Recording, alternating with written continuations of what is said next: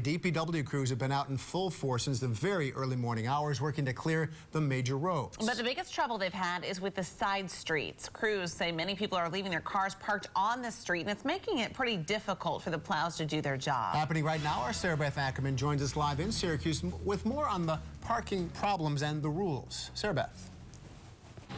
I want you guys to take a look behind me. As you can see, we're on Sedgwick Street right now, and there are a handful of cars parked on the side streets. While it's not enough for plowers to pass through, it's certainly not enough to get the job done. I spent the day riding with one DPW plow driver as he took on the road. Steve Barman is just one of the city plow drivers out in the thick of it. There we go. We're ready to go. Steve has been behind the wheel plowing our city streets with the DPW for about 18 years. He says he loves it, but like any job, there are challenges. One of Steve's biggest gripes is feeling like he can't get the job done because of certain roadblocks. And he means that literally.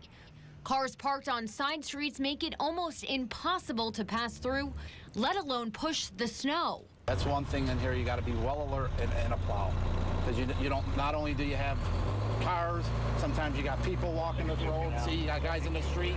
You got to watch everything. Cars pulling out in front of you, cars sliding in you. So it's a challenge.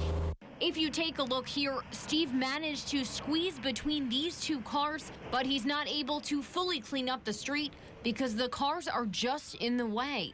So right now you got all these cars here. So when we plow it, if these cars don't move over here at nighttime, all that snow is still going to be there. While the DPW knows it's not always feasible to have a clear path down the streets, they're hoping more drivers will be considerate to move their car so the plow drivers can focus on doing what they do best.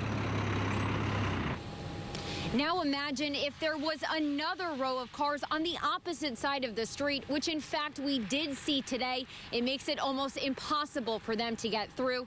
The DPW tells me if that happens, they have to actually skip over the street and come back to it when they can get by. For now, reporting live in Syracuse, I'm Sarah Beth Ackerman. Yeah, important to follow those odd-even regulations in the city of Syracuse and other communities too. Thank you, Sarah Beth.